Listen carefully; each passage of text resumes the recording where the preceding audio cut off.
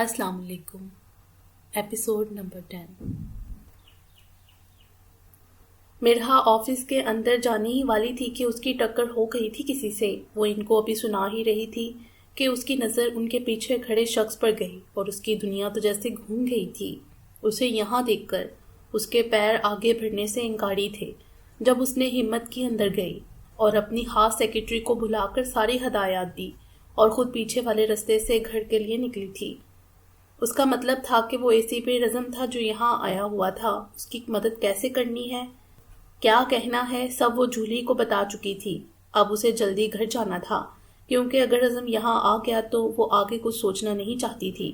اسے اپنے بچوں کو لے کر یہاں سے جانا تھا۔ گاڑی دوڑاتے ہوئے ہی اس نے ہدایت کی تھی جولی سے، اپنے نام پر ٹکٹ بک کروائی تھی نیو یارک کی تاکہ رزم اس تک نہ پہنچ سکے۔ گھر جاتے ہی اس نے میگی کو اپنا سامان پیک کرنے کا کہا تھا۔ جب نیلوفر اس کے پاس آئی تھی، مرحا بچے کیا ہوا ہے، تم کہاں جا رہی ہو؟ ماما وہ آ گیا ہے، وہ اب مجھ سے میرے بچوں کو بھی چھین لے گا۔ ہاں چھین لے گا، وہ بہت ظالم ہے موم، بہت ظالم۔ اپنی ماما کے گلے لگ کر خوب روئی تھی اور جلدی سے اپنا سامان پیک کرنے لگی۔ بیٹا یہ کوئی حل نہیں ہے، ایک راستہ ہے، کل ہی میرا بیٹا یہاں آیا ہے، وہ پولیس میں ہے، ہم اس سے مدد لے سکتے ہیں۔ کون، کس کی بات کر رہی ہیں آپ ماما؟ کون؟ بیٹا میں نے تمہیں مرحا کی پہچان دی تھی تمہاری زندگی کو بچانے کے لیے۔ کس نے تمہارے ساتھ یہ سب کیا مجھے نہیں پتا، اور مجھے یقین ہے تم اسے معاف بھی نہیں کرو گی۔ تم میری ہی بیٹی ہو، میری مرحا۔ اسی طرح میرا بیٹا ہے رزم، وہ میرا سگا بیٹا تو نہیں، اس سے بھی بڑھ کر ہے، وہی تو ہے جس کے بارے میں تمہیں بتاتی تھی۔ وہ پاکستان سے آیا ہے کسی کیس کے سلسلے میں اسے بھی فون کر کے بتاتی ہوں تمہارے مسئلے کا، وہ تمہاری مدد ضرور کرے گا۔ جبکہ مشی نے رزم کے نام کے علاوہ کچھ سنا ہی نہیں تھا، تو اس نے اگر 2 سال پہلے پناہ بھی لی تو اسی ستم گڑھ کے گھر میں۔ نہیں، ایسا نہیں ہو سکتا، ایسے کیسے ہو سکتا ہے؟ وہ اپنی سوچوں کو غلط ثابت کرنے کی کوشش میں لگی ہوئی تھی جب اچانک اس نے نیلوفر کو پکارا تھا۔ مام، آپ کے پاس اس کی کوئی تصویر ہے؟ ہاں بیٹا ہے نا، کیوں، کیا ہوا، تم ٹھیک ہو؟ ہاں میں ٹھیک ہوں، آپ مجھے پک دکھا سکتی ہیں؟ ہاں کیوں نہیں بیٹا، لیکن بیٹھو تو صحیح، کب سے کھڑی ہو؟ اور اب اچانک تمہیں اس کی پک بھی دیکھنی ہے، جبکہ کبھی تم نے اس کے ذکر پر کوئی توجہ دی ہی نہیں تھی۔ اچھا تم بیٹھو، میں لاتی ہوں، لیکن یہاں آرام سے بیٹھو اور یہ پانی پیو، سب صحیح ہوگا میری بچی۔ جبکہ مشی تو اپنے ماضی میں کھو گئی تھی جب ایک مہربان شخص نے اسے رزم سے رہائی دلوائی تھی اور یہاں لایا تھا نیلوفر کے پاس، اور تب سے مشی مرحا بن کر جی رہی تھی۔ اپنی پہچان کے ساتھ اسے اپنے ماضی کو بھی بھولنے کا فیصلہ کیا تھا، لیکن قسمت نے اس کا ساتھ پہلے کہاں دی تھی جو اب دیتی۔ تب جب اس کی طبیعت زیادہ خراب ہوئی تو نیلوفر اسے ڈاکٹر کے پاس لے گئی، جہاں اسے پتہ لگا کہ وہ پریگننٹ ہے اور ایک نہیں بلکہ 3 بچوں کی ماں بننے والی تھی۔ اس کے ٹرپلٹس تھے، لیکن اسے کوئی خوشی نہیں تھی، وہ تو زندہ لاش بن گئی تھی۔ اس نے ابورشن کروانے کی کوشش کی تو اس کی جان بھی جا سکتی ہے، ڈاکٹر نے صاف کہہ دیا تھا کہ نہیں کر سکتے۔ ایک تو وہ اتنی چھوٹی تھی، ابھی 17 سال کی ہی تو تھی، اور اتنی جلدی حمل ہو گیا، وہ بھی 3 بچے، جبکہ نیلوفر تو پہلے ہی ابورشن کے حق میں نہیں تھی۔ یہ مرحلہ مشکل تھا، لیکن نیلوفر نے بیٹی سے بڑھ کر اس کا خیال رکھا تھا، اور انہی کی محنت تھی کہ لاسٹ ٹائم تک مشی صحیح تھی۔ حالانکہ کمپلیکیشن بہت تھیں، لیکن نیلوفر نے ساتھ نہیں چھوڑا تھا۔ وہ لوگ سویڈن سے یہاں ترکی شفٹ ہوئے تھے تو صرف مشی کی وجہ سے، کیونکہ ان کی بیٹی مرحا ایک دن گھر سے باہر نکلی تھی، حالانکہ نیلوفر نے منع بھی کیا تھا، لیکن جب وہ گئی تو واپس نہ آئی۔ کار ایکسیڈنٹ میں وہ اپنی جان گنوا بیٹھی تھی، اور یہ بات 8 سال پہلے کی تھی، تب رزم بھی آیا تھا۔ اسی لیے تو کل جب نیلوفر نے مرحا کا ذکر کیا تو وہ حیران ہوا تھا، لیکن پھر اسے یاد آیا کہ ایک بار نیلوفر نے ذکر کیا تھا کہ وہ کسی بے سہارا کو اپنی بیٹی کی پہچان دیکھ کر اس کی زندگی بچا رہی ہیں، لیکن رزم کے وہم و گمان میں بھی یہ بات نہیں تھی کہ وہ اس کی وہی مشی ہوگی جسے بے سہارا کہا گیا ہے۔ سب کے ہوتے ہوئے بھی وہ بے سہارا تھی، اسے بڑی تکلیف اور کیا ہوگی۔ مشی کو اپنے گھر والوں کا نہیں پتا تھا وہ کہاں ہے، کس حال میں ہے، اور اب سامنے کبھی جانا بھی نہیں چاہتی تھی۔ مہربان تو وہ شخص تھا جو اسے سب کچھ بتا بھی رہا تھا اس کے گھر والوں کے بارے میں، لیکن پھر بھی مشی کو اپنی زندگی سے مایوسی ہو چکی تھی۔ بچوں کی پیدائش پر بھی اس میں اپنے بچوں کے لیے کوئی جذبہ نہ پیدا ہوا تھا۔ اس نے انہیں دیکھنے سے بھی منع کر دیا تھا۔ بچے کمزور تھے تو 1 مہینہ تک وہ انکیویٹر میں رہے تھے، اور جب گھر آئے تو بھی مشی عرف مرحا ان پر کوئی توجہ نہیں دیتی تھی۔ اسی لیے نیلوفر نے ان کے لیے نینی رکھنا سٹارٹ کر دی، جس کو مشی خود ہی نکال دیتی تھی۔ وہ جتنی بھی سنگ دل بننے کی کوشش کرتی، لیکن جب دیکھتی کہ بچوں کی کیئر صحیح سے نہیں ہو رہی تو بغیر وجہ بتائے نکال باہر کرتی تھی۔ اس نے تو کبھی یہ نہیں سوچا تھا کہ اس کی زندگی میں پھر سے خوشیاں آئیں گی، اور اب جب آئی تھی اسے احساس ہوا تھا اپنی ممتا کا، تو اب پھر سے ایک نیا امتحان اس کے سر پر آن کھڑا ہو گیا تھا۔ ابھی وہ اپنی انہی سوچوں میں گم تھی جب نیلوفر نے تصویر اس کے آگے کی، اور جس حقیقت سے وہ نظریں چرا رہی تھی، ماننا نہیں چاہتی تھی، وہی ہوا تھا۔ وہ رزم ہی تھا، رزم جعفری، اس کی محبت کی تذلیل کرنے والا، اس کے کردار پر انگلیاں اٹھانے والا۔ اسے بد کردار کہہ چکا تھا، مان بھی چکا تھا، اور دنیا کے سامنے بھی یہی تو تھا اس نے۔ حالانکہ سچ تو وہ بھی جانتا تھا کہ وہ بد کردار نہیں ہے، لیکن اسے تکلیف دینے کے لیے وہ یہ سب کہتا تھا، اور یہی چیزیں تو اب اس کی اپنی بربادی کا بھی سبب بنی تھی۔ مشی نے جب تصویر دیکھی تو نہ میں گردن ہلاتی تصویر کو دور پھینک کر وہ شدت غم سے چلائی تھی، اور نیچے بیٹھ کر دیوانوں کی طرح اپنے بال پکڑ کر رونے لگی کہ نیلوفر کو اسے سنبھالنا مشکل ہو گیا۔ وہ حیران تھی کہ تصویر دیکھ کر آخر اسے ہو کیا گیا ہے۔ ان کے ذہن میں خطرے کی گھنٹیاں بجنا سٹارٹ ہوئی تھی۔ مشی کو چپ کرواتے ہوئے اس سے پوچھ بھی رہی تھی اس طرح ری ایکشن کرنے کی وجہ۔ انہوں نے اسے پانی پلایا، اور جب مشی کچھ بولنے کے قابل ہوئی تو اس نے رزم کی تصویر کی طرف اشارہ کیا تھا۔ مم، میرا گناہگار کوئی اور نہیں بلکہ یہ رزم جعفری۔ ماما، اس نے وہ سب کیا تھا میرے ساتھ جس کی میں حقدار نہیں تھی۔ مم، میں نے اس سنگ دل سے محبت کی تھی ماما۔ ماما، وہ چلا چلا کر رو رہی تھی، اس کی ہچکیاں بن گئی تھی، لیکن اس نے چلانا بند نہیں کیا تھا۔ مجھے برباد کرنے والا ماما، یہ ہے آپ کا بیٹا، اس نے بنایا ہے مجھے ہنستی کھیلتی مشی سے ایک دل اور جذبات سے آری انسان۔ آپ کہتی تھی نا، کون وہ بد نصیب ہے جس نے میری حالت کی، آپ کی بیٹی کی حالت کی، تو وہ یہ انسان ہے۔ مشی رو رو کر ہلکان ہو رہی تھی، جبکہ نیلوفر پر تو ایک پہاڑ ٹوٹا تھا۔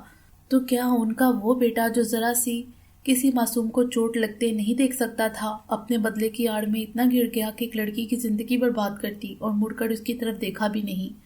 اتنا کیسے گر سکتا ہے کوئی انسان کہ اپنی ہی محبت کو بدلے کی بھینٹ چڑھا دیا، بلکہ اپنی اسی محبت کو سرے عام نیلام بھی کر دیا؟ وہ کبھی بھی رزم کو معاف نہیں کرنے والی تھی۔ مشی کی حالت دیکھ کر کب ان کی آنکھوں سے آنسو جاری ہوئے انہیں پتہ نہیں چلا تھا کہ اتنے میں نائفہ کے رونے کی آواز سن کر وہ بھاگی تھی اس کی طرف، اور اسے اپنے سینے سے لگائے ایک ہی بات کہے جا رہی تھی، ماما تمہیں بچائے گی، کوئی تمہاری زندگی برباد نہیں کرے گا، ماما ایسے ہونے نہیں دے گی۔ جبکہ نیلوفر روتے ہوئے مشی کی حالت کو دیکھ رہی تھی، جو پچھلے 2 سال کی محنت سے سنبھلی تھی اب پھر خراب ہو رہی تھی۔ 2 سال لگے تھے اس کے زخم بڑھنے میں، جو ایک دن میں پھر سے پہلے کی طرح تازہ ہو گئے تھے۔ میگی، سارا سامان لاؤ میرا، میں بھی جاؤں گی یہاں سے، میں یہاں نہیں رہ سکتی اب۔ لیکن بیٹا تم کہاں جاؤ گی؟ تم رکو، میں رزم کو منع کر دیتی ہوں، وہ نہیں آئے گا۔ آپ نہیں جانتی اسے، وہ بہت ظالم اور شفاق انسان ہے، اسے پتہ لگا میں یہاں ہوں وہ مجھے لے جائے گا۔ آپ وعدہ کریں آپ اس کو نہیں بتائیں گی، میرا ذکر بھی نہیں کریں گی؟ میں آپ کو بعد میں سب بتاؤں گی، ابھی نہیں، ابھی مجھے جانا ہے۔ مشی کی ضد دیکھ کر انہوں نے حامی بڑھی تھی، لیکن ایک شرط پر کہ میگی بھی اس کے ساتھ جائے گی۔ مشی کو کوئی مسئلہ نہیں تھا، اسے تو بس یہاں سے جانا تھا۔ آخری بار نیلوفر کے گلے لگ کر وہ خوب روئی تھی، اور پھر اپنے بچوں کو لیے ہمیشہ کے لیے ترکی چھوڑ کر چلی گئی۔ وہ کہاں جا رہی ہے یہ اس نے نیلوفر کو بھی نہیں بتایا تھا، لیکن نیلوفر نے کال کی تھی اس کے جانے کے بعد، اور اسے سب بتایا تھا مشی کے بارے میں۔ جب آگے سے کسی نے کیا کہا کہ وہ فون کاٹ کر بچی کے لیے دعا کرنے لگی۔ بے شک وہ اس کا خون نہیں تھی، لیکن ان 2 سالوں میں بالکل مرحا کی طرح عزیز ہو گئی تھی۔ وہ خوش تھی اللہ نے انہیں مرحا کی شکل میں ان کی بیٹی ان کو لوٹا دی تھی، لیکن آج صرف وہی نہیں بلکہ ان کا بیٹا بھی ہمیشہ کے لیے ان سے دور ہو گیا تھا۔ موتی غازی کے ساتھ ابھی گاڑی میں ہی تھی کہ اچانک سے گاڑی ایک جھٹکے سے رکی تھی۔ موتی جو کہ آنکھیں بند کیے ہوئے فوراً آنکھیں کھول کر غازی کو دیکھنے لگی۔ کیا ہوا ہے تمہاری کھٹارا کو، یہ رک کیوں گئی ہے؟ مجھے کیا پتا کیا ہوا ہے، تمہارے سامنے ہی ہوں، رکو چیک کرتا ہوں۔ دیکھو یار، جلدی گھر ٹائم پر نہ پہنچی تو بی جان مجھے نہیں بخشنا۔ دیکھ تو رہا ہوں، اب تم 2 منٹ چپ کرو گی؟ غازی نے گاڑی چیک کی تو اس میں کوئی خرابی تھی۔ جب وہ پیچھے مڑا تو موتی لڑاکا عورتوں کی طرح کمر پر ہاتھ رکھے اسے گھورنے میں مصروف تھی۔ یار اب ایسے گھورو تو کیا جان لوگی کیا؟ تمہاری آنکھیں تو پہلی نظر میں ہی مجھے گھائل کر چکی ہیں۔ تم مجھے ایک بات بتاؤ، تمہیں اس ڈائیلاگ بازی کے علاوہ بھی کچھ آتا ہے؟ دیکھو رات ہو گئی ہے، اب ہم گھر کیسے جائیں گے؟ ہائے کتنا مزہ آئے گا نا، یہ تو فلمی سین ہو گیا، اب بارش بھی ہو جائے تو سین کمپلیٹ۔ غازی نے موتی کو تپانے کے لیے مذاق میں کہا تھا، لیکن موسم تو آج صبح سے ہی اچھا تھا۔ شام تک بادل تو چھائے تھے لیکن بارش کا کوئی امکان نہیں تھا، کیونکہ پچھلے کچھ دنوں سے یہی تو چل رہا تھا۔ لیکن ابھی غازی نے کہا اور وہاں بارش سٹارٹ ہو گئی۔ بارش ہوتے دیکھ کر موتی فوراً گاڑی میں بیٹھی، جبکہ غازی بھی بوکھلا کر بھاگا تھا، لیکن موتی تب تک گاڑی کا دروازہ بند کر چکی تھی۔ بہت شوق ہے نا بارش کی دعا کرنے کا، سین بنانے کا، اب بناؤ سین اور کرو مورنی کی طرح ڈانس۔ مشی وہاں سے آ تو گئی تھی لیکن پریشان اب بھی تھی، کہیں وہ یہاں بھی نہ آ جائے، پھر خود ہی خود کو دلاسے دے دیتی، اسے کیا پتا۔ لیکن اس نے مجھے دیکھا تھا، اسے پتا چل گیا کہ میں زندہ ہوں۔ یہاں آئے اسے 2 دن ہو گئے تھے اور وہ گھر میں ہی تھی، اپنے بچوں کے پاس، کہیں بھی باہر نہیں جا رہی تھی۔ ابھی وہ انہی سوچوں میں تھی کہ نائفہ بڑی مشکل سے اپنے قدم زمین پر جمانے کی کوشش کرتی اس کے پاس آ رہی تھی، جبکہ اس کے دونوں چوزے اس کے دائیں بائیں اپنے ہاتھوں اور پیروں کے بل چل رہے تھے، جیسے وہ کوئی مہارانی ہو۔ اس سے پہلے کہ وہ لڑکھڑا کر گرتی، مشی نے اسے تھام لیا تھا، جبکہ نائفہ اپنے پھولے پھولے گالوں سمیت مسکراتے ہوئے مشی کے چہرے پر ہاتھ پھیر رہی تھی اور پھر خود ہی کھلکھلا کر ہنس پڑتی۔ جب محیز اور محسن بھی اس کے قریب آئے اور اس کی شرٹ سے پکڑ کر اسے نیچے گرانے لگے، نائفہ نے پیچھے مڑ کر دونوں کو گھوڑا تھا، مطلب صاف تھا مجھے تنگ نہ کیا جائے۔ جب دونوں نے مل کر اسے کھینچا اور وہ بھی ان کے مقابل آن گری تھی، اس نے پیچھے مڑ کر اپنے ایک ہاتھ سے محیز کے گال کو پکڑا اور پنچ کرنے لگی اور دوسرے ہاتھ سے محسن کے گال کو، جبکہ مشی شوق کی کیفیت میں اپنی چھوٹی پٹاخہ کو دیکھ رہی تھی جو اپنے دونوں بھائیوں کو اسے ڈسٹرب کرنے کی سزا دے رہی تھی۔ مشی کا موڈ ایک دم ہی اچھا ہوا تھا۔ اس نے ان تینوں کو الگ کیا اور اپنے سینے میں بھینچ لیا۔ چٹا چٹ تینوں کے گال چومتے وہ انہیں باہر لان میں لے آئی۔ یہاں کی کھلی فضا میں آ کر وہ خود تر و تازہ محسوس کر رہی تھی۔ این جی او کے کام کے سلسلے میں اسے اکثر کہیں نہ کہیں جانا پڑتا تھا، اس لیے یہ گھر اس نے یہاں بنوایا تھا، اور یہاں آنے کی ایک وجہ یہ بھی تھی کہ اسے پتا تھا اس کی آپی بھی یہی ہے۔ لیکن کتنی بد نصیب تھی وہ کہ ایک ہی شہر میں ہوتے ہوئے ملنے نہیں جا سکتی تھی اس سے۔ وہ اپنے سوچوں میں اس قدر کھوئی ہوئی تھی کہ پتہ ہی نہ چلا کب نائفہ سوئمنگ پول کی طرف گئی۔ ابھی وہ کارنر پر ہی پہنچی تھی کہ مشی نے اسے جا لیا۔ نائفہ تم اس قدر شیطان کیوں ہو؟ جب دیکھو کوئی الٹا کام، اور کہاں ہے وہ تمہارے سپاہی؟ جب اس نے پیچھے کی طرف اشارہ کیا تھا جہاں وہ دونوں گھاس کی گیلی مٹی سے بھرے ہوئے تھے اور ابھی بھی اپنے ہاتھ اس میں مارے جا رہے تھے جیسے کوئی کھیل ہو، اور ان کے چہرے سے خوشی نمایاں بھی تھی۔ اف تم تینوں مجھے پاگل کر دو گے۔ مشی میگی کی مدد سے تینوں کو اندر لائی اور نہلانے کے بعد سلا دیا۔ پتہ نہیں کیوں اس کے دل میں کنجانا سا خوف تھا، رزم کے آ جانے کا خوف، لیکن وہ تو نہیں جانتا کہ میں کہاں ہوں۔ میں نے ٹکٹ بھی اپنے نام کی نہیں بک کروائی تھی اور یہ گھر بھی نائفہ کے نام پر ہے، تو سوال ہی پیدا نہیں ہوتا کہ وہ مجھے ڈھونڈ سکے۔ لیکن پھر مجھے کیوں اتنی بے چینی ہو رہی ہے، میرا دل کیوں اتنا گھبرا رہا ہے؟ اتنے میں دروازے پر بیل بجی تھی۔ مشی بھاگی تھی کہ میگی کو دروازہ کھولنے سے روک سکے، لیکن تب تک وہ دروازہ کھول چکی تھی اور آنے والی ہستی کو دیکھ کر وہ دنگ رہ گئی تھی۔ بہت شوق ہے نا بارش کی دعا کرنے کا، سین بنانے کا، اب بناؤ سین اور کرو مورنی کی طرح ڈانس۔ موتی نے گاڑی میں بیٹھ کر گھور کر غازی کو دیکھا تھا، آخر میں ہنس کر آنکھ دبانا نہیں بھولی تھی۔ موتی یہ کیا بچپنا ہے، چلو گاڑی کو ان لاک کرو، غازی نے دانت پیس کر موتی کو گھور کر کہا تھا۔ نہیں کھولوں گی، پہلے تم ڈانس تو کر کے دکھاؤ، میں بھی تو دیکھوں، صرف مسلس ہی بنائیں یا کوئی اور بھی ٹیلنٹ ہے؟ چلو میں گانا بھی لگا دیتی ہوں۔ موتی نے میوزک پلیئر آن کر دیا تھا۔ کلیوں جیسا حسن جو پایا، ہر ادا میں نور ہے آیا، نہیں تجھ کو کوئی ہوش ہوش، اس پر جوبن کا جوش جوش، نہیں تیرا کوئی دوش دوش، مدہوش ہے تو ہر وقت وقت، تو چیز بڑی ہے مست مست، تو چیز بڑی ہے مست، کتنا کوئی خود کو بچائے، آگ دلوں میں لگ جانی ہے، جادو ایسا کر ڈالا، نہ ہوش کسی نے سنبھالا، تیرا کوئی دوش دوش، تیرا حسن ہی زبردست دست، تو چیز بڑی مست مست، تو چیز بڑی مست مست۔ گانے کے بول کے ساتھ خود کار میں بیٹھ کر ہی ڈانس کرنے لگ گئی تھی۔ کتنے بورنگ ہو تم یار، اتنا اچھا موسم ہے، میں ہوں، تم ہو اور یہ بارش۔ موتی نے تھوڑا سا شیشہ کھول کر بارش کا پانی اس کے اوپر گرایا تھا۔ غازی بڑھا تھا اس کی طرف لیکن وہ شیشہ نیچے کر چکی تھی۔ غازی پوری طرح بک چکا تھا، لیکن وہ موتی ہی کیا جو ایک بار میں بات مان لے۔ موتی میں لاسٹ ٹائم کہہ رہا ہوں کھول دو ورنہ تم بہت پچھتاؤ گی۔ اہم اہم اہم، لیکن فی الحال تم تو بک دو، میں تو چلی سونے، تم رہو ایسے ہی کھڑے۔ موتی دیکھو پلیز مان جاؤ، بہت زیادہ تیز بارش ہے، سارے کپڑے بھی بھیگ گئے ہیں۔ اچھو اچھو، اور پھر سٹارٹ ہوا تھا غازی کی چینکوں کا نہ رکنے والا سلسلہ۔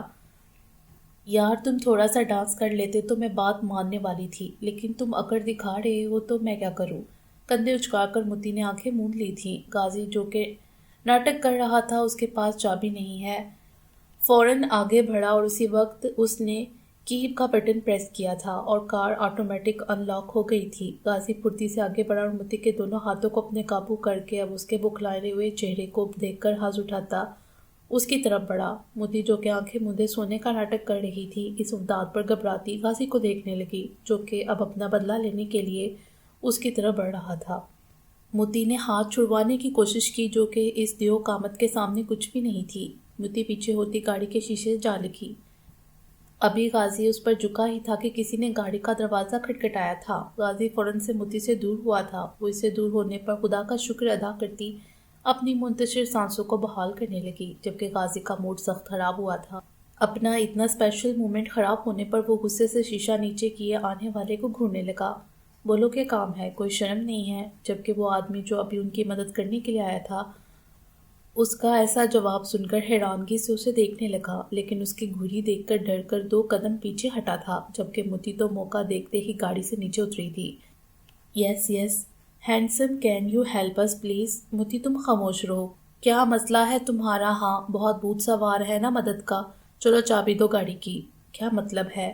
مطلب میں سمجھاتا ہوں، چلو یہ پکڑو میری گاڑی کی چابی اور تمہاری یہ گاڑی، ہم لے کر جا رہے ہیں، اس ایڈریس پر گاڑی دے جانا اور اپنی لے جانا۔ کہتے ہی غازی نے موتی کو بازو سے پکڑ کر گاڑی میں بٹھایا اور خود بھی بیٹھتے ہی گاڑی سٹارٹ کر دی۔ تو تم کتنے بدتمیز ہو، اس بیچارے کو ایسے ہی چھوڑ آئے ہو؟ وہ تو ہماری مدد کر رہا تھا۔ وہ ہماری مدد نہیں، میرا موڈ خراب کر چکا تھا، اور اب اگر تم بولی تو مجھے واپس سے اس موڈ میں آنے میں دیر نہیں لگے گی۔ بڑی آئی، yes yes handsome, can you help us please? شرم نہیں آتی؟ شوہر سامنے ہے اور تم دوسرے لوگوں کو ایسا کہہ رہی ہو؟ غازی نے اس کی نقل اتار کر کہا تھا۔ ویسے تم بہت اچھی لگ رہی تھی، شرمائی اور گھبرائی سی، کیوں نہ پھر سے کر کے دیکھو؟ تم کمینے انسان چپ رہو، تمہیں شرم نہیں آتی؟ ایسا کہتے ہوئے غازی کی بات سن کر موتی نے اسے شرم دلانے کے لیے غصے سے کہا تھا، کمینہ پن ابھی تم نے دیکھا ہی کہاں ہے، فرصت میں دکھاؤں گا، ابھی چلو ماما سے مل لو۔ کہتے ہی غازی نے گاڑی کالیشان گھر کے سامنے روکی تھی۔ دونوں اندر گئے تھے، لیکن سب سے پہلے دونوں نے کپڑے چینج کیے اور غازی موتی کو لے کر آمنہ بیگم کی طرف آیا۔ اس کی کیئر اور پراپر چیک اپ کی وجہ سے اب آمنہ بیگم پہلے سے بہت بہتر تھی۔ وہ بول سکتی تھی لیکن چل پھر نہیں سکتی تھی۔ ڈاکٹر نے کہا تھا کہ واک کرنے سے وہ جلد ہی چل بھی سکیں گی، لیکن کچھ ٹائم لگے گا۔ موتی کو دیکھ کر بہت زیادہ خوشی ہوئی تھی۔ وہ کافی دیر ان کے پاس بیٹھی رہی تھی، باتوں باتوں میں وقت کا پتہ ہی نہ چلا اور رات کے 11 بج گئے تھے۔ جب موتی نے جانے کی اجازت چاہی تو انہوں نے کہا، بیٹا باہر بارش بہت تیز ہو رہی ہے، سارے راستے بھی بند ہو گئے اور اتنا لیٹ ہو گیا ہے، بیٹا تم کل چلی جانا، آج یہیں رک جاؤ۔ لیکن آنٹی بی جان پریشان ہو رہی ہوں گی۔ یہ لیں ماما بی جان سے بات کر لیں۔ غازی نے فوراً بی جان کا نمبر ملا کر دیا تھا آمنہ بیگم کو۔ غازی کی موتی کے لیے پسندگی آمنہ بیگم سے چھپی نہیں تھی۔ انہوں نے فون لیا اور بی جان سے بات کرنے لگی۔ السلام علیکم۔ آمنہ بیگم نے فون اٹھاتے ہی سلام کیا تھا، جس کا بی جان نے بہت خوش اسلوبی سے جواب دیا تھا۔ وعلیکم السلام۔ بی جان نے جب سلام سنا تو ان کو اچھا لگا کہ کچھ لوگوں نے ابھی بھی سلام کو فوقیت دی ہوئی ہے، ورنہ تو سب ہیلو ہائی ہی کرتے ہیں۔ جی کیسی ہیں آپ؟ میں غازی کی ماما بول رہی ہوں، آمنہ۔ جی کیسے بہن، کچھ کام تھا آپ کو؟ جی آپ کو یہ کہنے کے لیے فون کیا تھا کہ رات بہت ہو گئی ہے اور بارش بھی رکنے کا نام نہیں لے رہی، تو آپ اگر اجازت دیں تو آج مطربہ یہیں رک جائے ہمارے گھر۔ رات تو واقعی بہت ہو گئی ہے، اس لڑکی کو سمجھاتی تو بہت ہوں لیکن مانے تو نہ۔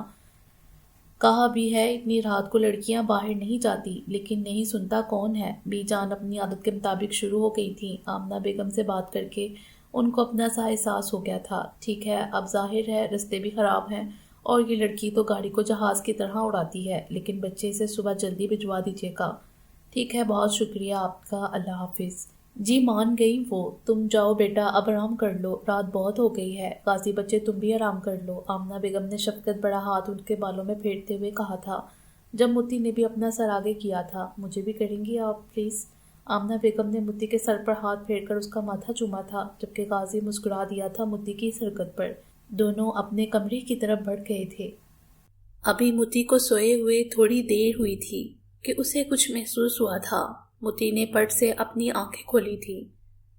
جلال نے تو بیا کی پریگننسی کو بالکل ہی سر پر سوار کر لیا تھا۔ ہر ہفتے وہ بیا کو لے کر ہسپتال پہنچا ہوتا تھا۔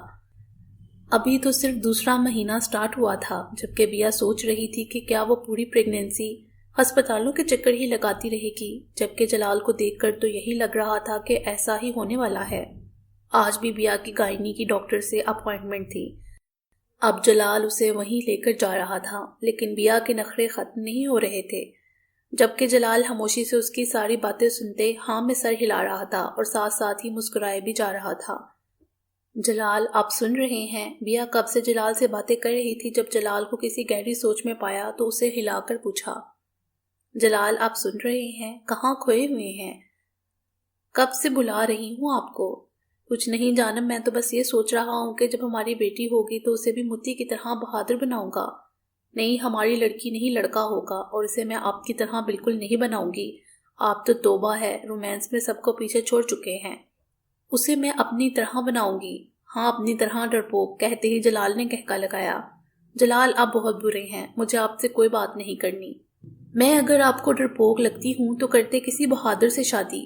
آئے بڑے مجھے ڈرپوک کہنے والے، منہ بنا کر کہتے بیا نے گویا ناراضگی کا اعلان کیا تھا، اور یہاں گم ہوئی تھی جلال کی مسکراہٹ۔ جانم میں تو مذاق کر رہا تھا۔ جلال نے گاڑی کو آٹو موڈ پر لگایا اور بیا کے دونوں ہاتھوں کو گرفت میں لے کر شدت جذبات سے بولا، مجھے تمہاری سی معصومیت نے تو گھائل کیا ہے، مجھے بچپن سے اپنا دیوانہ بنایا ہوا ہے۔ جبکہ جلال کا یوں گاڑی کو آٹو موڈ پر کرتے دیکھ بیا کی تو جان پر بن آئی تھی۔ ٹھیک ہے، میں ناراض نہیں ہوں، آپ پلیز گاڑی تو دیکھیں۔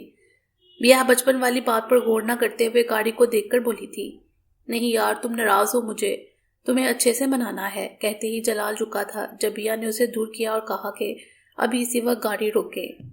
جلال نے گاڑی روکی۔ جلال اگر جانا ہے تو چلے، ورنہ میں جا رہی ہوں گھر واپس۔ بیا گاڑی سے اترنے والی ہی تھی کہ جلال نے اسے پکڑ کر واپس بٹھایا، آرام سے سیٹ بیلٹ باندھ کر گاڑی سٹارٹ کی۔ جو حکم میرے آقا، جلال نے کہتے ہی سر کو ہم دیا تھا۔ بیا نے شرما کر جلال کو دیکھا تھا، وہ ایسا ہی تھا، عزت دینے والا اور محبت کرنے والا۔ بیا کو لگتا تھا کہ دنیا میں سب سے زیادہ محبت ماں باپ ہی کرتے ہیں، لیکن جب سے جلال اس کی زندگی میں آیا تھا اس کی یہ سوچ بدل گئی تھی۔ مرد چاہے بھائی ہو، باپ ہو، شوہر ہو، اگر وہ عزت دینا جانتا ہے تو اس سے زیادہ خوبصورت مرد اس دنیا میں اور کوئی نہیں۔ محبت کا دعویٰ تو آج کل سبھی کرتے ہیں، لیکن عزت کوئی نہیں دے سکتا۔ یہی کہا جاتا ہے میں بہت محبت کرتا ہوں، اگر کوئی کہہ رہا ہے تو برداشت کر لو، عزت دینے والی تو ایک ہی پاک ذات ہے۔ لیکن جب یہ وقت اپنی ماں بہن بیٹی پر آتا ہے تو روح کام کر رہ جاتی ہے، تب یاد آتا ہے تو بس اتنا کہ مکافات عمل اٹل ہے۔ اس دنیا میں اگر دھوکے باز لوگ ہیں تو وہ لوگ بھی ہیں جو اپنے کردار کو خوبصورت بناتے ہیں عورت کو عزت دے کر، اور جو عورت کو عزت دینا جانتا ہو تو بے شک وہ اس کی ماں ہو یا کوئی اور لڑکی، وہ کبھی بھی اس کی ظاہری شکل کے پیچھے اتنی اچھی سیرت کے مرد ٹھکرانا پسند نہیں کرے گی۔ ہاں اگر وہ خود سمجھدار ہو تو، اگر ظاہری خوبصورتی کے پیچھے بھاگنے والی ہوگی تو آگے جو اس کے نصیب میں ہوگا اس کے ذمہ دار بھی وہ خود ہوگی۔ بیا خود کو بہت خوش نصیب تصور کرتی تھی کہ اسے جلال جیسا ہمسفر ملا تھا جو اسے محبت کے ساتھ بھر کر عزت دیتا تھا، اور ایسے مرد ظاہر بھی یہی کرتے ہیں کہ ان کی پرورش بھی کسی ملکہ نے کی ہے۔ کیا ہوا جانم، تم میرے خیالوں میں کھو گئی ہو کیا؟ ہسپتال آنے پر جلال نے بیا کے آگے چٹکی بجا کر کہا تھا، آپ نے اپنا سحر ہی ایسا پھونکا ہے کہ آپ کے علاوہ کچھ اور دیکھتا یا سوچتا ہی نہیں۔ مسکرا کر کہتے وہ جلال کے ہمراہ ہسپتال میں داخل ہوئی تھی، اور جس بات کا ڈر تھا وہی ہوا تھا۔ رزم کو جو انفارمیشن چاہیے تھی وہ اسی دن مل گئی تھی۔ وہ حیران تھا اتنی جلدی کیا ہوا کہ سب کچھ فوراً ہو گیا، لیکن اتنا ضرور پتا تھا کہ یہاں مشی یہاں ہی آئی تھی، اور اسی وجہ سے اسے جلدی سے یہ مدد مل گئی تھی تاکہ وہ جلد از جلد یہاں سے جا سکے۔ رزم نے اپنی ٹیم کو ساری انفارمیشن دی اور لیلا کو ان کے ساتھ رہنے کا خاص آرڈر دے کر خود وہاں سے مشی کی تلاش میں نکلا۔ وہ جلد بازی میں یہ موقع گنوانا نہیں چاہتا تھا، اس لیے اپنا پولیس والا دماغ دوڑانے لگا۔ اس کا یہاں آنا، مشی کا دیکھنا، پھر اس کا غائب ہو جانا، اور سیکرٹری کا اسے ساری انفارمیشن دینا۔ ہاں انفارمیشن، مطلب اس سیکرٹری کو سب پتا ہوگا۔ رزم نے اسے میٹنگ کے سلسلے میں ایک ہوٹل میں بلایا تھا۔ جب وہ وہاں آئی تھی تو رزم نے اسے وہیں باندھ کر اسے مشی کے متعلق پوچھا تھا، بتاؤ ورنہ تمہارا جینا حرام کر دوں گا میں۔ چھوڑ جاؤں گا یہیں، پھر دیتی رہنا لوگوں کو صفائیاں کہ کیوں اس کمرے میں ڈرگز موجود ہیں، اور تم تو جانتی ہو یہاں کی پولیس کو۔ تو بتاؤ مجھے ایک سمپل سا سوال، مشی کہاں ہے؟ سر مجھے نہیں پتا، مجھے چھوڑ دیں۔ اگر تمہیں نہیں پتا تو اچانک سے تم مجھے وہ ساری انفارمیشن کیوں دے رہی تھی؟ تمہیں کیسے پتا؟ سر وہ تو مرحا میڈم نے کہا تھا کہ آپ کو دے دوں۔ کون مرحا؟ یہاں کی ہیڈ۔ رزم کے دماغ میں ایک دم سے کلک ہوا تھا۔ اس نے اپنے فون میں مشی کی پک مسکراتی ہوئی تصویر کانپتے ہاتھوں سے اس کے سامنے کی تھی۔ کیسے جانتی ہو تم؟ جی یہی تو ہے ہماری ہیڈ میم مرحا۔ اس کی بات سن کر غازی کے ہاتھ کانپے تھے۔ سویڈن کا ٹکراؤ، یہاں پر مشی کو دیکھنا، گھر میں وہ جائے نماز پر وجود، اس کا مطلب مشی اس کے اتنے پاس، اور وہ پہچان نہیں پایا تھا اسے۔ رزم نے اسے سیکرٹری کا جس کا نام اینا تھا اسے آزاد کیا اور خود وہیں بیٹھ کر خوشی کی کیفیت میں اپنے رب کے آگے سجدہ ریز ہو کر اس کا شکریہ ادا کرنے لگا۔ اللہ نے اسے ایک موقع دیا تھا، وہ موقع جسے وہ پچھلے 2 سالوں سے مانگ رہا تھا۔ آج اس کی یہ خواہش پوری ہو گئی تھی، اسے اس کی مشی مل گئی تھی۔ اس کا بس نہیں چل رہا تھا اڑ کر اس تک پہنچ جائے۔ اپنی خوشی میں اس نے یہ بھی نہیں سوچا کہ اگر وہ نیلوفر کے پاس تھی تو ان کو سب معلوم ہوگا کہ ان کے بیٹے نے ان کا سر شرم سے جھکا دیا ہے، اور وہ پاکستان سے یہاں پہنچی کیسے، کس نے اس کی مدد کی، اور سب سے اہم بات اس کا دھیان بچوں پر بھی نہیں گیا۔ مشی کے زندہ ہونے کی خوشی میں وہ سب باتیں فراموش کر گیا تھا۔ انجان تھا کہ وہ زندگی سے ایک اور خوشی دے کر اسے کیا چھیننے والی تھی، اور اس کی سزا ابھی ختم نہیں بلکہ ابھی شروع ہوئی تھی، اور جس بات کا ڈر تھا وہی ہوا تھا۔ ڈاکٹر نے جب سارے ٹیسٹ کیے اور بیا کی حالت کو دیکھتے ہوئے جلال سے بولی، کیا یہ آپ کا پہلا بچہ ہے؟ جلال جو کہ سنجیدگی سے ڈاکٹر کی طرف متوجہ تھا، ایک نظر بیا کو دیکھتے ہوئے دوبارہ ڈاکٹر کی اگلی بات سننے لگا، جبکہ بیا دعا کر رہی تھی کہ سب صحیح ہو ورنہ اس کے ساتھ بہت برا ہونا ہے۔ جی ڈاکٹر، ہمارا پہلا بیبی ہے۔ تو پھر آپ اتنے کیئر لیس کیسے ہو سکتے ہیں؟ ڈاکٹر کی اگلی بات اس کے منہ میں رہ گئی جب جلال نے اسے اپنی وحشت سے بھرپور سرخ آنکھوں سے دیکھا تھا۔ ایک پل کے لیے وہ ڈاکٹر بھی کام کر رہ گئی۔ مم، میرا مطلب ہے کہ آپ کی وائف کو بہت زیادہ ویکنس ہو گئی ہے اور ان کا HB لیول بھی کم ہے۔ ان کی خوراک اور صحت کا اچھے سے خیال رکھا جائے گا تو ٹھیک، ورنہ آپ جانتے ہیں اس کا کیا نتیجہ نکل سکتا ہے۔ جلال کی گولی سے ڈر کر ڈاکٹر نے جلدی سے اسے سمجھایا تھا تاکہ وہ اس پر نہ برس پڑے، جبکہ ڈاکٹر کی سرسری باتیں جلال نے غور سے سننے کے بعد اپنا رخ بیا کی طرف کیا تھا، اور اس کی اس ایک نظر میں کیا کچھ نہیں تھا، غصہ، افسوس۔ جبکہ بیا جب اس کی ایک گھڑی دیکھی تو اندر تک کانپ گئی۔ وہ کیسے بھول سکتی ہے کہ جب بلال نے اسے جنونی حد تک محبت کر سکتا ہے تو یہ تو پھر ان دونوں کے وجود کا حصہ ہے۔ اسے کیوں نہ فکر ہو، اور غصہ بھی جائز ہی ہے۔ ڈاکٹر نے کچھ ملٹی وٹامنز دی تھی اور بہت ساری ہدایات، ساتھ ڈیٹ چارٹ بھی دیا تھا۔ جلال ایک نظر ڈاکٹر پر ڈالتا، ایک ناراض نظر بیا پر ڈال کر اس کی میڈیسن لینے چلا گیا، لیکن جانے سے پہلے بیا کو آرام سے اپنے ساتھ لگائے گاڑی میں بٹھانا نہیں بھولا تھا۔ اب بیا سوچ رہی تھی کہ وہ جلال کو کیسے منائے۔ کچھ دنوں سے وہ کچھ زیادہ ہی چڑچڑی ہو گئی تھی، جس کی وجہ سے جلال زیادہ فورس نہیں کرتا تھا، کیونکہ فورس کرتا تو اس کا جی متلانے لگتا تھا۔ کیسے مناؤں ان کو اب؟ ابھی وہ سوچ ہی رہی تھی جب جلال میڈیسن لے کر آیا اور گاڑی سٹارٹ کر دی۔ بیا ایک چور نظر جلال پر ڈال کر میڈیسن دیکھنے لگی، جبکہ جلال نے سوچ لیا تھا بیا کی ایسی حالت میں کسی بڑے کا ہونا ضروری ہے۔ اس نے فیصلہ کیا تھا کہ آج فون کر کے بھی جان کو یہاں بلا لے گا، اور اب جتنی نرمی برتنی تھی بس، اب بیا کی ہر چیز وہ خود دیکھے گا۔ پورے راستے جلال نے بیا سے کوئی بات نہیں کی تھی، بس خاموشی سے ڈرائیو کر رہا تھا۔ بیا نے اپنے ہاتھ مسلتے ہوئے ایک چور نظر جلال پر ڈالی تھی، اور جب جلال نے اس کی نظروں کو خود پر پایا تو صرف ایک لمحے کے لیے اس کی آنکھوں میں دیکھا تھا، جبکہ اس ایک لمحے میں بیا کانپ کر رہ گئی تھی۔ وہ ڈر کی وجہ سے اپنے ناخن اپنے دانتوں سے کاٹنے لگی۔ گھر پہنچتے ہی جلال نے بیا کو سوچنے کا کوئی موقع دیے بغیر اسے اپنے بازوؤں میں بڑا اور کمرے کی طرف اپنا رخ کیا۔ کمرے میں آ کر جلال نے بیا کو آرام سے بیڈ پر لٹایا اور خود بغیر کچھ کہے کمرے سے باہر چلا گیا تاکہ اس کے لیے کھانے کے لیے کچھ لے آئے۔ تھوڑی دیر بعد وہ کھانے کی ٹرے ہاتھ میں لیے کمرے میں داخل ہوا۔ بیا کو خود اپنے ہاتھوں سے کھانا کھلایا، اس کے بعد دوائی دے کر لٹا دیا، اور خود ٹرے باہر کھڑی ملازمہ کو دے کر واپس کمرے میں آیا۔ اپنے کپڑے لے کر الماری کا پٹ بند کرنے کے ساتھ بیڈ سائڈ کی لائٹ آف کی اور خود چینج کرنے چلا گیا۔ واپس آتے ہی بیڈ پر جا کر لیٹا اور کتاب لے کر اس کا معائنہ کرنے لگا۔ اس دوران اس نے ایک غلط نظر بھی بیا پر نہیں ڈالی تھی۔ اب یہی بات بیا کو پریشان کر گئی تھی۔ اسے احساس تھا کہ اسے غلطی ہوئی ہے اور اس غلطی کا انجام خطرناک بھی ہو سکتا تھا اگر آج جلال اسے ہسپتال نہ لے کر جاتا تو۔ بیا نے جلال کی طرف کروٹ لی اور اس کے سینے پر سر رکھ گئی۔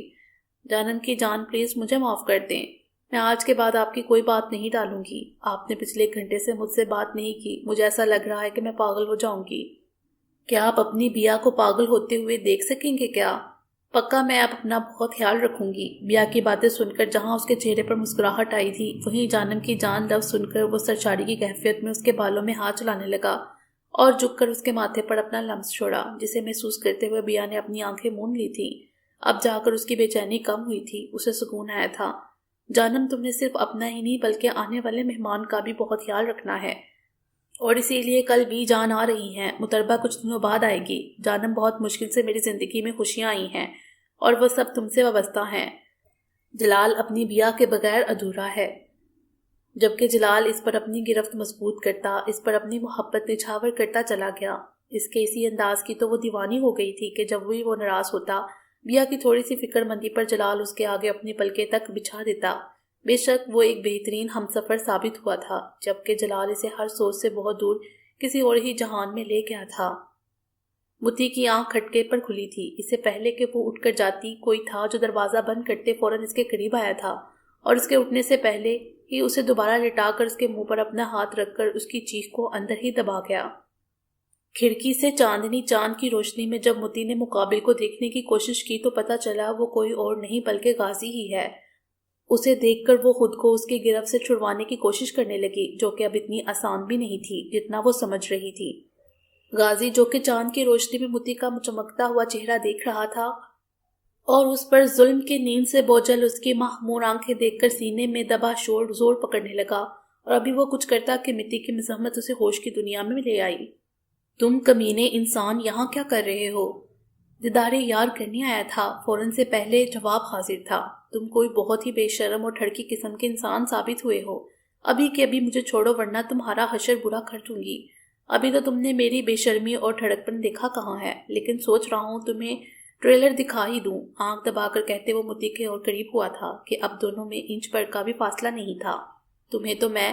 غازی کو اپنے اتنا قریب دیکھ کر متی کے دل نے ایک بیٹ مس کی تھی۔ وہ خود ہی بدلتی کیفیت پر قابو پاتی ابھی غازی کو کچھ کہہ ہی رہی تھی کہ متی ہوش میں آتی غازی کی ڈھیلی گرفت محسوس کرتی سے زور سے دھکا دیا کہ غازی اگر بیٹ کو نہ تھامتا تو یقیناً زمین پوس ہوتا۔ اس سے پہلے متی اٹھتی، غازی نے اسے بازو سے پکڑ کر چھنچھوڑا تھا۔ کیا مسئلہ ہے تمہارے ساتھ؟ ہاں، یہ کیا حرکت تھی؟ تم مجھے بتاؤ تمہارے ساتھ کیا مسئلہ ہے اور یہ کیا بدتمیزی تھی؟ تم اتنا کیسے گر سکتے ہو؟ It's disgusting. اپنی بکواس بند کرو تم، غازی نے اس کے بازو پر گرفت مزید سخت کرتے پوچھا تھا۔ اور کیا کہہ رہی ہو؟ میں اتنا کیسے گر سکتا ہوں؟ It's disgusting? تو میڈم سنو، تم کوئی غیر نہیں ہو، شرعی بیوی ہو میری، اور ہمارا نکاح ہو چکا ہے۔ شاید تم بھول گئی ہو، لیکن میں نہیں۔ وہ سب ہماری مرضی کے بغیر ہوا تھا، سمجھے تم؟ اس لیے تمہیں کوئی حق نہیں پہنچتا کہ تم اس طرح مجھ سے بہیو کرو۔ کر تو میں بھی بہت کچھ سکتا ہوں سویٹ ہارٹ، پہلے تو صرف تنگ کر رہا تھا، لیکن اب میں تمہیں بتاتا ہوں کہ میں تم پر کیا کیا حق رکھتا ہوں۔ کہتے ہی وہ اس کی طرف بڑھا تھا۔ پہلے تو وہ صرف تنگ کر رہا تھا، لیکن جس بات کی رو میں شاید وہ تھوڑا آگے نکل گیا تھا، اس لیے متی کا ری ایکشن تھا۔ اور جب متی کے منہ سے اپنے سچے جذبوں کی اس طرح سے تذلیل سنی تو وہ ایک بار پھر اس کی طرف بڑھا تھا، لیکن مقصد صرف اسے احساس دلانا تھا۔ جب متی نے اسے خود کی طرف بڑھتے دیکھا تو نادانستہ طور پر پاس پڑا واس اٹھا کر اسے دے مارا۔ غازی کو متی کی طرف سے اس شدید عمل کی توقع نہیں تھی، اس لیے اپنے زخم کی پرواہ کیے بغیر وہ بڑھا اور ایک ہی جست میں متی کو قابو کر گیا۔ تمہاری ہمت کیسے ہوئی یہ سب کرنے کی؟ بالکل ویسے ہی جیسے تمہاری ہوئی۔ متی کو افسوس تو ہوا تھا، لیکن وہ غازی کی حرکت کا سوچ کر ایک بار پھر اپنی ٹون میں واپس آئی تھی۔ تم کیا سمجھتے ہو تم مجھے یہاں روک کر اپنی ہوس پوری کر لو گے اور میں کچھ کر بھی نہیں سکوں گی؟ تم نے کیا مجھے کمزور سمجھا ہوا ہے؟ میں ابھی جا کر آنٹی کو تمہارا اصلی چہرہ دکھاتی ہوں۔ جبکہ غازی تو اس کے منہ سے اپنے لیے ہوس کا لفظ سن کر دنگ رہ گیا تھا، تو کیا وہ اسے اتنا گرا ہوا سمجھتی تھی؟ غازی نے ایک جھٹکے سے اسے اپنے قریب کیا اور اس کے جبڑے پر اپنی پکڑ سخت کرتے گویا ہوا۔ اب تک تو سب مذاق چل رہا تھا، لیکن آج تم نے میری تذلیل کی ہے، اور مرد سب برداشت کر سکتا ہے لیکن اپنے سچے جذبوں کی توہین نہیں۔ کہتے ساتھ ہی غازی نے اسے خود سے دور دھکیلا تھا اور اپنے اشتعال کو کم کرنے کے لیے اپنے ہاتھ کا مکہ بنا کر شیشے پر مارا۔ ڈریسنگ ٹیبل سے ساری چیزیں اپنا ہاتھ مار کر گرا دی تھیں۔ جب پھر بھی اس کا غصہ کم نہ ہوا تو کھینچ کر اس نے اسی ٹیبل کو لات دے ماری اور اپنے بالوں میں ہاتھ پھیرتے اس نے اپنی لہو رنگ آنکھیں متی کی آنکھوں میں گاڑی تھیں اور ایک افسوس اور نفرت بڑی نظر اس کے وجود پر ڈالتا وہاں سے نکلتا چلا گیا۔ جبکہ اس کے جانے کے بعد متی کو بھی احساس ہوا تھا کہ وہ جلد بازی میں بہت برا بلا بول چکی ہے قاضی کو، لیکن اب کوئی فائدہ نہیں تھا ان سب باتوں کا۔ رزم کو پتہ نہیں تھا کیسے اس نے یہ سفر طے کیا، اسے بس اتنا پتہ تھا کہ کیسے بھی کر کے اسے اپنی مشی کے پاس جانا ہے، اسے جی بھر کر دیکھنا ہے، اسے محسوس کرنا ہے۔ کوئی نہیں جانتا کہ کتنی تکلیف ہوئی تھی اسے مشی کی موت کی خبر سن کر، وہ ٹوٹ گیا تھا، لیکن مشی زندہ ہے اس ایک خبر نے اسے دوبارہ سے زندہ کر دیا تھا۔ وہ پورے راستے یہی سوچ رہا تھا کہ اللہ نے اسے ایک یہ سنہری موقع دیا ہے تو وہ اسے خالی نہیں جانے دے گا، وہ منا لے گا اپنی مشی کو، پھر چاہے وہ اسے نفرت ہی کیوں نہ کرے، لیکن اسے تو ایک گنا سکون ہوگا نا کہ اس کی مشی زندہ تو ہے۔ اگر وہ ساری زندگی نفرت بھی کرتی رہے گی تو وہ ہنس کر بغیر رف کیے یہ سزا کاٹ لے گا۔ لیکن کیا یہ سب اتنا آسان تھا؟ گھر کے پورچ میں گاڑی روک دے رزم اندھا دھند اندر کی طرف بھاگا تھا، جلدی ہوتی بھی کیوں نہ، پورے 2 سال بعد وہ اپنی مشی کا دیدار کرنے والا تھا۔ ایک الگ ہی خوشی اس کے اندر سے پھوٹ رہی تھی جو کہ کچھ ہی دیر کی تھی۔ رزم جیسے ہی گھر میں داخل ہوا اندھیرے نے اس کا استقبال کیا تھا۔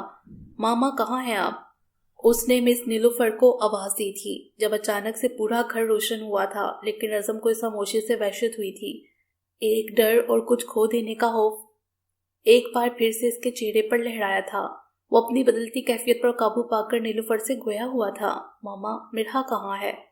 کیا تمہیں نہیں پتا مرحا کہاں ہے؟ وہ تو مر چکی ہے، تم تو جانتے ہو نا اس بارے میں سب کچھ، پھر کیوں پوچھ رہے ہو؟ نیلوفر نے اسپاٹ لہجے میں رزم سے سوال کیا تھا۔ انہوں نے سوچ لیا تھا کہ وہ پورا سچ اس کے منہ سے جان کر رہیں گی۔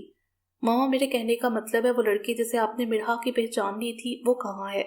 رزم نے بڑی مشکل سے یہ سوال کیا تھا، کہیں نیلوفر کو کچھ پتا نہ چل جائے۔ وہ پچھلے 2 سال سے رزم کے ساتھ صحیح سے بات کر رہی تھی، اس بات کا ثبوت تھا کہ مشی نے انہیں کچھ نہیں بتایا، لیکن وہ انہیں سچ بتا کر پریشان نہیں کرنا چاہتا تھا اور نہ ہی ان کی نظروں میں اپنے لیے نفرت دیکھ سکتا تھا، اس لیے ایسے ہی دریافت کرنے لگا۔ اس کا بس چلتا تو اڑ کر اس کے کمرے میں پہنچ جاتا اور اسے اپنے سینے سے لگا کر اپنے سینے میں لگی جلتی آگ کو بجھاتا۔ کیا واقعی تمہیں اس لڑکی کے بارے میں جاننا ہے جسے تم جانتے تک نہیں اور اتنے سالوں میں اس کے بارے میں پوچھا تک نہیں؟ تو آج اچانک یہ خیال کیسے آیا؟ مس نیلوفر نے بھی سوچ لیا تھا اتنی آسانی سے تو وہ بھی اسے کچھ نہیں بتانے والی، اس لیے بات کو گول گول گھمانے لگی۔ وہ ماما میں نے اینجیو کے بارے میں کچھ پوچھنا تھا۔ رزم کا لہجہ بہت ہی کھوکھلا لگا تھا نیلوفر کو، وہ ایسا تو نہیں تھا، لیکن بدلے کی آگ میں اندھا ہو کر بن گیا تھا ایسا، تبھی تو اسے پتہ نہ چلا کہ بدلے کے چکر میں وہ اپنی ہی زندگی کو خود سے دور کر رہا ہے، اور جب تک عقل آتی سب کچھ ختم ہو چکا تھا اور اب پچھتا رہا تھا۔ کہیں تم مشی سے تو نہیں ملنا چاہتے؟ جب نیلوفر کو لگا کہ رزم نہیں بتانے والا تو خود ہی بول پڑی، جبکہ نیلوفر کی زبان سے مشی کا نام سن کر رزم نے کرنٹ کھا کر ان کی طرف دیکھا تھا۔ تو کیا وہ سب کچھ جان گئی تھی؟ انہیں پتہ لگ گیا تھا کہ ان کا بیٹا اتنی گری ہوئی حرکت کر چکا ہے جس کی وہ دنیا بھر کے لوگوں کو کڑی سزا دیتا آیا ہے، اور اپنے بدلے کے آگے وہ سب کچھ بھول گیا تھا۔ کیا صحیح ہے کیا غلط ہے سب کچھ فراموش کر چکا تھا۔ اس پر تو اس بیچاری کی آہو پکار بھی اثر نہ کر سکی۔ رزم یکدم سے نیلوفر کے قدموں میں بیٹھ گیا تھا اور ان کے دونوں گھٹنوں پر ہاتھ رکھتے ہوئے بولا، ماما مجھے معاف کر دیں، آپ کا بیٹا ایک ایسا گناہ کر بیٹھا ہے جس کی کوئی معافی نہیں۔ لیکن ماما میں بدلے کی آگ میں اندھا ہو گیا تھا، نہیں پتا چلا کب اپنی ہی سانسوں کو خود سے دور کر دیا، اپنی ہی محبت پر بد کرداری کا الزام لگا بیٹھا۔ مجھے پتا ہے ماما وہ پاک دامن تھی، لیکن صرف اسے تکلیف دینے کے لیے اتنے سخت الفاظوں کا استعمال کرتا تھا میں۔ ماما صرف ایک بار اسے کہیں کہ وہ مجھے معاف کر دے، میں اس کا یہ احسان کبھی نہیں بھولوں گا، اسے اتنی خوشیاں دوں گا کہ وہ ہر غم بھول جائے گی۔ رزم کی یہ حالت دیکھ کر ان کے سینے میں بھی ٹھیسی اٹھی تھی، لیکن اگلے ہی پل وہ اپنے دل کو سخت کر گئی۔ وہ کیسے بھول سکتی تھی مشی کی حالت، کس ذہنی دباؤ میں رہی تھی وہ معصوم، کیسے وہ انہی کے بیٹے کی وجہ سے پچھلے 1.5 سال سے اپنے بچوں کو نظر انداز کر رہی تھی، کیسے وہ بھول جاتی کہ ایک پاک دامن لڑکی جس کی گواہی خود اس کا شوہر دے رہا ہے، اس نے اسے بد کردار کہا تھا۔ ایک عورت ہونے کی وجہ سے وہ بہت اچھی طرح سمجھ سکتی تھی مشی کے دکھ کو۔ رزم نے اسے بد کردار کہہ کر سخت لفظ استعمال نہیں کیا تھا، بلکہ گالی دی تھی، اپنی ہی بیوی کے کردار پر کیچڑ اچھالا تھا، اور اتنے مظالم کرنے کے بعد وہ معافی مانگنے کا کوئی حق نہیں رکھتا تھا۔ مشی نے یہاں سے جا کر جو فیصلہ کیا تھا وہ صحیح لگا تھا نیلوفر کو۔ تم کیا ہو رزم؟ تم کیسے ایک معصوم لڑکی کے ساتھ یہ سب کر سکتے ہو؟ بد کردار لفظ کا مطلب ہی جانتے ہو تم؟ کیا تم نے اپنی بہن کی حالت نہیں دیکھی تھی؟ جب وہ غائب ہوئی تھی تو لوگوں نے اسے کیا کہا تھا؟ تم سب بھول گئے؟ تم پر تو یہ سب گزر چکا ہے نا، تو تم اتنا کیسے گر گئے؟ کیسے گر گئے اس معصوم کے ساتھ، اتنی بڑی ناانصافی۔ کیا یہ اس کا قصور ہے کہ وہ شجاعت کی بیٹی ہے؟ اور بیٹی ہی کیوں، اس کا تو بیٹا بھی تھا نا۔ تمہیں اگر بدلہ لینا تھا تو اس کے ذریعے دھمکا کر اسے بلاتے اور لیتے اپنا بدلہ، کم از کم ایک معصوم کی زندگی تو بچ جاتی۔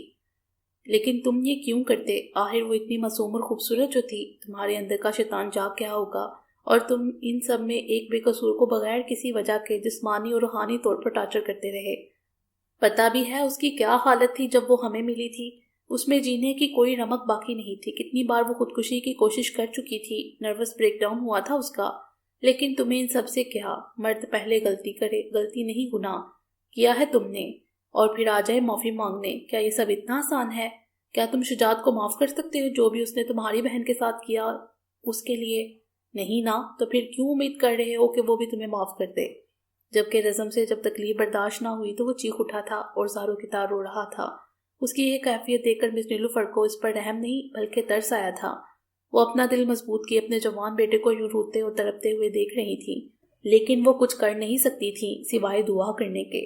جب ان سے بھی برداشت نہ ہوا تو روتے ہوئے وہ بھی اٹھ کر جانے لگی۔ جب رزم ان کے پیروں میں گر گیا اور ان کے پیر پکڑ کر ان سے التجا کرنے لگا، ماما آپ پلیز مت جائیں، پلیز اسے کہیں ایک بار مجھ سے مل لے، بس ایک بار، میں اسے بتاؤں گا، سمجھاؤں گا سب کچھ، لیکن بس ایک بار وہ میری بات سن لے، بس ایک آخری بار۔ رزم روتے ہوئے اور التجا کرتے ہوئے کوئی دیوانہ ہی لگا تھا مس نیلوفر کو، لیکن وہ کیا کر سکتی تھی؟ ان کو بھی تو نہیں معلوم تھا کہ مشی کہاں گئی ہے، اور اگر ہوتا بھی تو وہ رزم کو نہیں بتا سکتی تھی۔ مجھے نہیں پتا کہاں گئی ہے وہ، بس اتنا پتا ہے کہ اب وہ تمہاری شکل کبھی نہیں دیکھنا چاہتی، اسی لیے چلی گئی مجھے بھی چھوڑ کر۔ تم بھی چلے جاؤ، جب جب تمہیں دیکھتی ہوں تو اس بچی کا تکلیف میں گزارا ہوا ہر درد بڑا لمحہ میری آنکھوں کے سامنے گھوم جاتا ہے۔ جبکہ مشی کا جانے کا سن کر رزم پتھر کا ہو گیا تھا۔ نیلوفر اسے وہیں کھڑا چھوڑ کر کمرے میں چلی گئی تھی اور وہ وہیں پر اپنے ساتھ ہوئے مذاق پر ماتم کرنا تھا۔ سوچ بھی کیسے لیا اس نے کہ زندگی میں وہ بھی خوش رہ سکتا ہے؟ اسے تو خوش رہنے کا کوئی حق ہی نہیں تھا۔ پہلے ماں باپ کی موت، پھر بہن کے ساتھ ہوا حادثہ، اس کے بعد مشی کے ساتھ ہوئی ناانصافی جس کا ذمہ دار وہ خود تھا، اور اب ایک بار پھر جب اسے لگا سب پھر سے کھو گیا ہے تو وہ پھر ٹوٹ گیا تھا۔ اس کی امید بھی ٹوٹ گئی تھی۔ وہ زمین پر بیٹھتا چیخ چیخ کر رونے لگا۔ آنسو ختم ہو گئے تھے لیکن دل میں اٹھتی تکلیف تھی کہ ختم ہی نہیں ہو رہی تھی۔ وہ اپنی سرخ انگارہ آنکھیں لیے خود سے عہد کرتا اٹھا تھا۔ اب جب اسے پتہ چل ہی گیا تھا کہ مشی زندہ ہی ہے تو وہ اسے ڈھونڈ ہی لے گا۔ وہ نہیں جانتا تھا کہ اب بہت جلد اس کی زندگی میں بھی خوشیاں آنے والی تھی، لیکن وہ انجان تھا ان سب باتوں سے۔ اگر جان لیتا تو قدر کیسے جانتا کہ یہ سب قیمتی چیزیں جب کھو جائیں تو بار بار موقع نہیں ملتا اسے پانے میں۔ یہ بات اب رزم بہت اچھے سے سمجھ چکا تھا۔ مشی جب نیچے آئی تو نئی میڈ تھی جسے میگی کی مدد کے لیے ہی رکھا گیا تھا تاکہ ان کو کوئی مسئلہ نہ ہو، کیونکہ نائفہ تو اپنی حرکتوں سے باز آنے والی نہیں تھی، اور محسن اور مہیز بھی پورا ساتھ دیتے تھے اپنی نٹکھٹ سی بہن کا۔ مشی نے سکھ کا سانس لیا اور کمرے کی طرف بڑھی، لیکن اپنے تینوں جنوں کو وہاں نہ دیکھ کر اپنا سر تھام کر بیٹھ گئی۔ ضرور وہ تینوں اپنے نئے محاذ پر گئے ہوئے ہوں گے، جو تھا اپنی ماں کی ناک میں دم کرنا۔ وہ تینوں ایسی شرارتیں کرتے کہ مشی سب کچھ بھول کر ان کے ساتھ ہی ہنسنے لگتی تو کبھی غصہ ہو جاتی۔ اب بھی وہ ان کو دیکھنے کے لیے کچن میں جا رہی تھی، کیونکہ ان کا ایک ہی مقصد تھا، فریج میں سے چاکلیٹ نکالنا اور کھانا کم لیکن خود کو اس سے زیادہ بھرنا۔ وہ تینوں 1.5 سال کے ہو گئے تھے، لیکن سب سے پہلے ماما بولنا نائفہ نے سٹارٹ کیا تھا، اور اس کو دیکھتے اس کے چیلوں نے بھی۔ ان تینوں نے جب سے چلنا شروع کیا تھا تب سے تو آفت آتی رہتی تھی گھر میں۔ وہاں تو نیلوفر سنبھال لیتی تھی لیکن یہاں اسے خود ہی دیکھنا پڑتا تھا۔ ابھی وہ کچن میں آئی تھی کہ آگے کا منظر دیکھ کر اس کی چیخ نکل گئی۔ مشی کچن میں آئی تو آگے کا منظر دیکھ کر اس کی چیخ نکل گئی۔ کچن کا جو خشن نمونوں نے کیا تھا اس پر ایسا ری ایکشن بنتا بھی تھا۔ فریج کھلی ہوئی تھی، اس میں سے ساری چیزیں باہر پڑی اپنے اوپر گزری ہوئی قیامت بیان کر رہی تھی، جبکہ محیز فریج کے پاس ہی بیٹھا ایک ہاتھ میں چاکلیٹ کھا رہا تھا جبکہ دوسرے ہاتھ میں پالک لے کر اس کا معائنہ کر رہا تھا، جیسے اسے ضروری کام تو کوئی ہے ہی نہیں۔ مشی گئی اس کی طرف اور اس کو اٹھا کر اس کا چہرہ صاف کرنے لگی۔ کہاں ہے وہ تمہارے 2 ساتھی؟ محیز نے مسکراتے ہوئے پیچھے کی طرف اشارہ کیا تھا۔ جب مشی کی نظر پیچھے گئی تو وہاں نیچے کیبن کا دروازہ کھلا ہوا تھا جہاں سے محسن کی ٹانگ نظر آ رہی تھی۔ مشی نے جب نیچے جھک کر دوسرا دروازہ کھولا تو سامنے وہ اپنے دانتوں کی نمائش کرتے ہوئے کبھی ٹماٹر کا بائٹ لیتا تو کبھی چاکلیٹ کا، اور اس کے ایکسپریشن سے تو یہی لگ رہا تھا کہ اسے یہ عمل بہت اچھا لگ رہا ہے۔ مشی نے ہاتھ پکڑ کر اسے بھی باہر نکالا اور دونوں کو گھورتے میگی کے حوالے کیا۔ خبردار اگر اب تم دونوں نے کوئی مستی کی تو، انگلی اٹھا کر وارن کرتے اس نے میگی کو اشارہ کیا کہ جاؤ جا کر ان کو نہلا کر ان کی حالت درست کرو۔ اور اب وہ اپنی سب سے شرارتی بیٹی نہیں بلکہ آفت کی چڑیا کو ڈھونڈنے کے لیے گارڈن کی طرف گئی، کیونکہ اس کا فیورٹ جھولا تو وہیں پایا جاتا تھا جہاں وہ اپنا زیادہ تر وقت گزارتی تھی۔ مشی کے اندازے کے مطابق نائفہ نے وہیں پر ملنا تھا۔ نائفہ ان دونوں کو وہیں کچن میں چھوڑ کر خود اپنی چاکلیٹ لے کر اپنی پسندیدہ جگہ پر آ گئی تھی۔ جھولے کے پاس آتے ہی فٹ سٹیپ کی مدد سے وہ جھولے پر سوار ہوئی اور اپنے محملی سے بستر پر لیٹتے ہی اس کے پاس ایک بٹن دبایا تو جھولا اپنی مخصوص رفتار سے جھولنے لگا اور وہ خود جھولتے ہوئے ساتھ ساتھ چاکلیٹ کھا رہی تھی۔ بلو آنکھوں میں ایک الگ ہی چمک تھی۔ اپنے ننھے ننھے ہاتھوں سے کبھی اسے منہ کی طرف لے جاتی تو کبھی جھولے سے ہی صاف کرنے لگتی۔ اگر مشی اسے اتنے گندے طریقے سے کھاتے دیکھ لیتی تو شامت آ جانی تھی، لیکن اسے کیا پرواہ تھی؟ بے پرواہ سی اپنی خوشی میں خوش ہوتی وہ اپنا چاکلیٹ ختم کرنے کی کوشش کر رہی تھی، جو کہ ختم ہونے سے رہا۔ مشی آئی تو سامنے ہی وہ جھولے میں جھولا جھول رہی تھی۔ مشی اس کی طرف بڑھی لیکن آگے کا منظر دیکھ کر تو وہ چکرا کر رہ گئی تھی۔ اس نے اپنا تو برا حال کیا ہی تھا، جھولے کو بھی پورا بھر دیا تھا چاکلیٹ سے۔ اس سے پہلے مشی سے نکال کر دو لگاتی، میگی آگے آئی اور اسے اٹھا کر لے گئی، جاتے ہوئے بتانا نہ بھولی میڈم وہ دونوں بابا تنگ کر رہے ہیں، آپ آ جاؤ نا۔ چلو میں آتی ہوں، ابھی کہہ کر وہ آگے بڑھنے ہی لگی تھی کہ ایک بار پھر ڈور بیل بجی تھی۔ مشی کا دل دھک سے رہ گیا تھا، لیکن وہ خود کو ڈپٹتی دروازے کی طرف بڑھی۔ چوکی دار تو وہاں موجود تھا، پھر بیل کیوں بار بار بج رہی تھی؟ متی جب صبح ناشتے کے ٹیبل پر آئی تو وہاں غازی موجود نہیں تھا۔ شاید وہ متی سے اپنی ناراضگی کا اظہار کرتے ہوئے پہلے ہی چلا گیا تھا۔ متی کا دل اداس ہوا تھا، اسے ناشتے کے ٹیبل پر نہ پا کر بے دلی سے اس نے ناشتہ کیا تھا، جبکہ متی کی ایک ایک حرکت پر آمنہ بیگم کی نظر تھی، اس لیے اس کی بے چینی کو نوٹ کرتی وہ بول پڑی، متربہ بیٹے، غازی کو آج بہت ضروری کام تھا، آپ سو رہی تھی اس لیے وہ جلدی چلا گیا۔ پریشان نہ ہو، میں دوپہر میں اسے کہوں گی وہ تمہیں گھر چھوڑائے۔ نہیں آنٹی، کوئی بات نہیں، اسے ہوگا کوئی کام اس لیے چلا گیا ہوگا، مجھے کیوں برا لگے گا؟ اور بھی جان پریشان ہو رہی ہوں گی، میں خود چلی جاؤں گی، وہ میرا تو بریک فاسٹ بھی ہو گیا، میں چلتی ہوں۔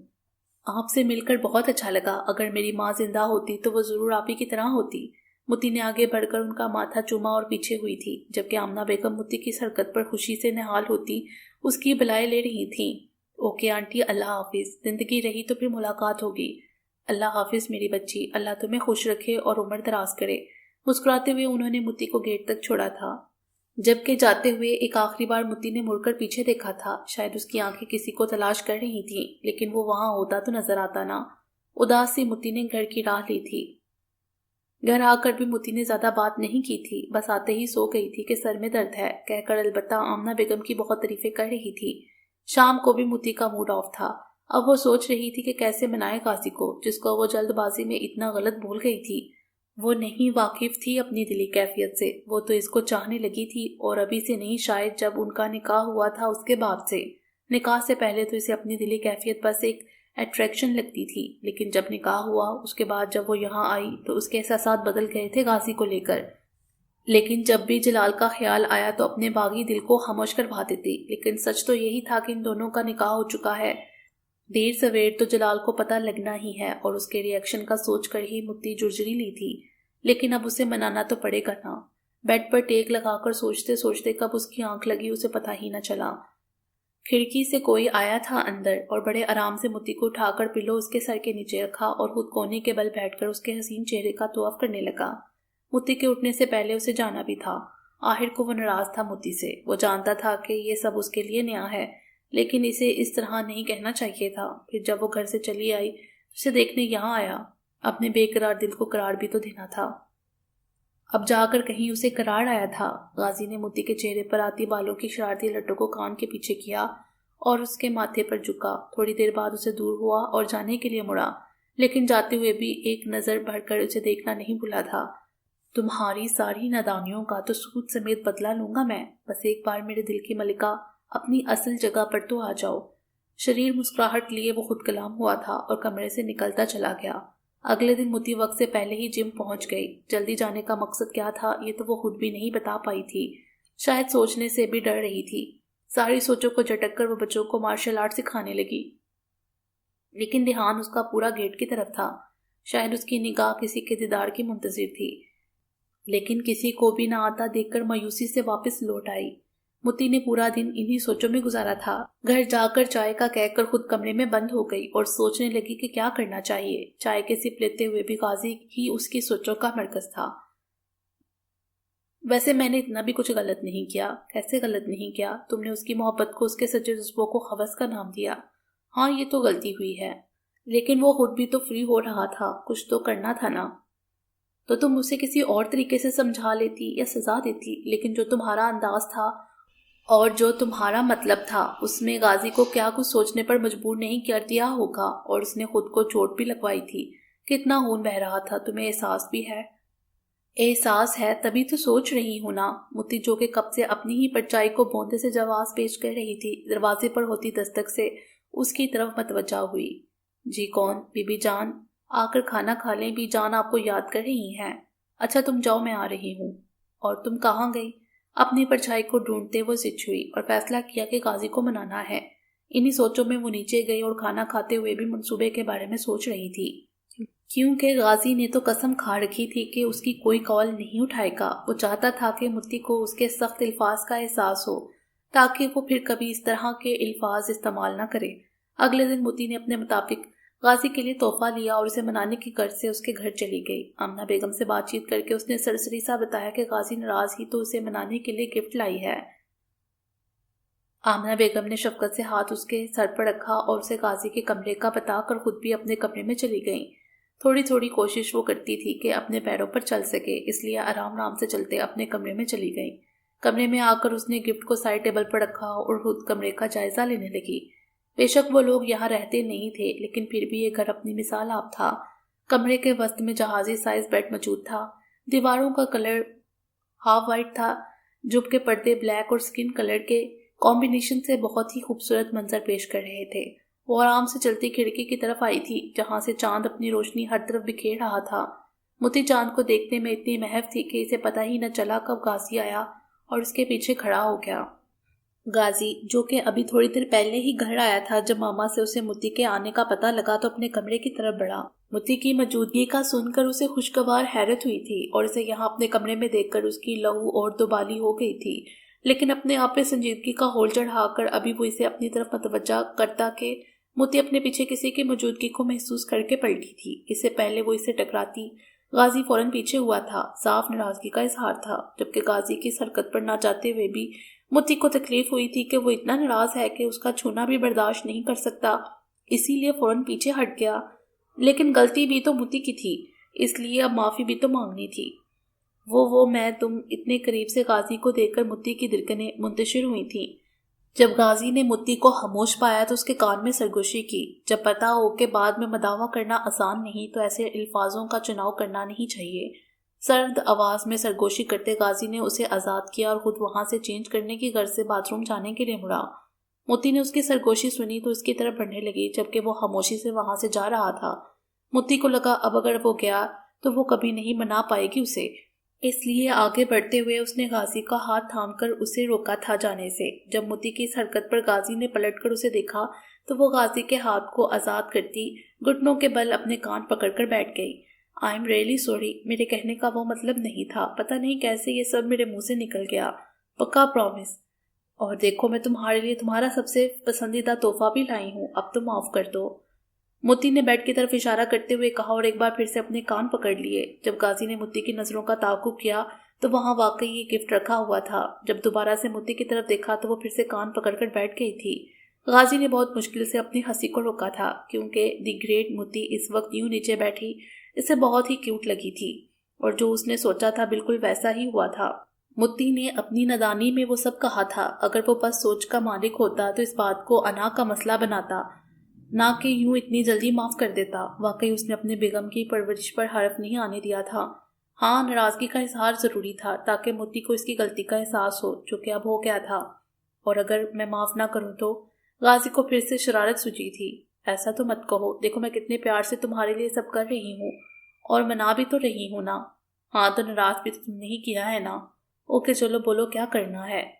غازی نے اسے اٹھنے کا اشارہ کیا اور خود بیڈ پر جا کر اپنا تحفہ کھولا، اور اسے پتا تھا کہ متی اسے کیسے منائے گی، اور سوچ کے عین مطابق اس کے اندر 1.5 ساری چاکلیٹس تھیں، کیونکہ یہ سب غازی کو بہت پسند ہوا کرتی تھیں، لیکن جب سے اس نے جم جوائن کیا تھا اس نے ان سب چیزوں کو چھوڑ دیا تھا۔